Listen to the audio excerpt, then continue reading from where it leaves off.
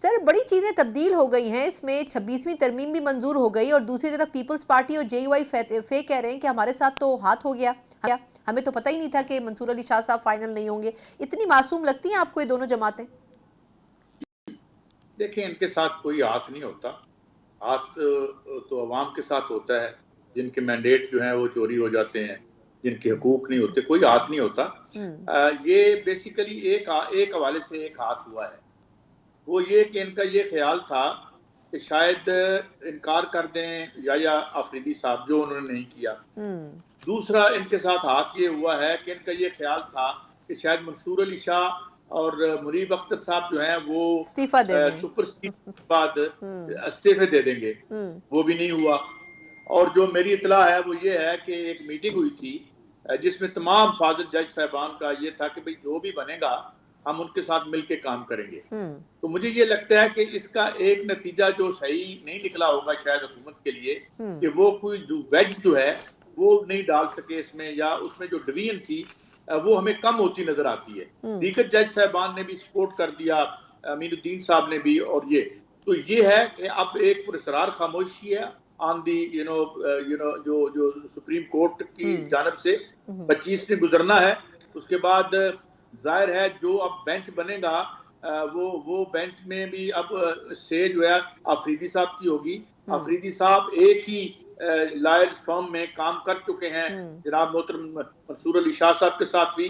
और तीसरी बात ये कि एक सेंस और भी मुझे लग रही है सुप्रीम कोर्ट के अंदर, कि जो बार बार और ये खबरें भी लगी कि जी efforts on to clip the wings of judiciary.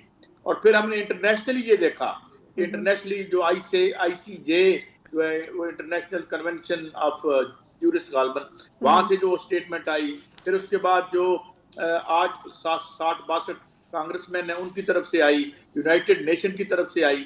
तो मुझे लगता है कि उन्होंने जो ये मास्क खोला था तो प्रेशर गवर्नमेंट पे आ गया है।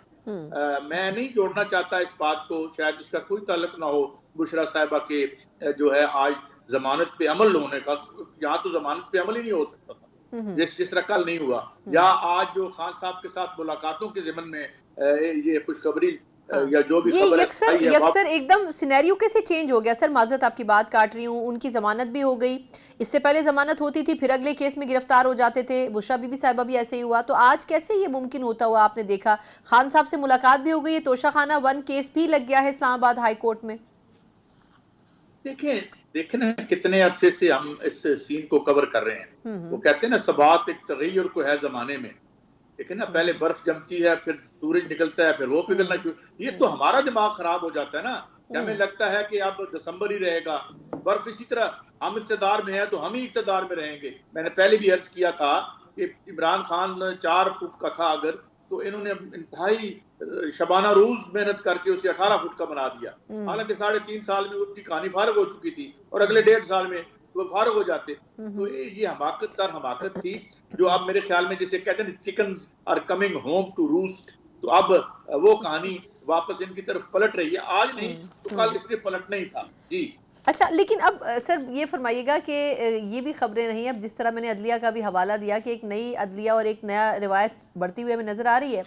अब जस्टिस याया अफरीदी साहब को चीफ जस्टिस ऑफ पाकिस्तान तो बना दिया, आपने कहा कि एक्सपेक्टेड नहीं था कि वो कबूल कर लें, लेकिन पीटीआई के अंदर इसके ऊपर भी रिजर्वेशन मौजूद है, रेजिस्टेंस मौजूद है कि उसके ऊपर मुखालफत नहीं होनी चाहिए थी। शौकत यूसुफजई साहब का जैसे स्टेटमेंट आया कि उनके ऊपर बिला वजह मुखालफत करके हम एक और नया मसला खड़ा कर रहे हैं। आपके ख्याल में खुद पीटीआई जब खान साहब से मुलाकातों पर पाबंदी थी तो क्या दुरुस्त फैसले नहीं कर रही थी?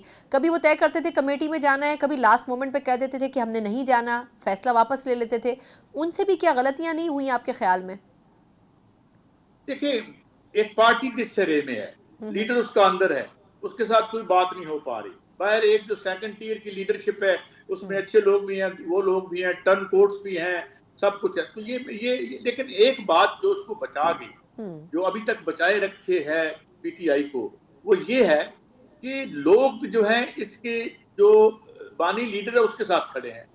वो जिसकी कमर पे हाथ रखेगा वो लीडर बन जाएगा एक दिन में, एक लम्हे में। अभी आज की सूरत हाल है, ये कहाँ कब तक परसिस्ट करती है नोबडी नोज। और अगर हाथ उठा लेगा तो बात ये जो बातें करें ना कि ये इतने ग्रुप बन गए, फॉरवर्ड ब्लॉक बन गया, ये बन गया, वो इट इज इररेलेवेंट। मगर ये जो एक्सपेक्टेशंस हैं मेरे ख्याल में अफरीदी साहब से ये कोई एक्सपेक्टेशन ना रखे कि वो एक लेवल पर ही और जो कानून के दायरे में ही रह के चलेंगे। जाहिर है एक प्रैक्टिकलिटी और प्रैग्मेटिज्म भी होता है, मगर he will not go out of the way we have seen मोहतरम फायज ईसा साहब गोइंग।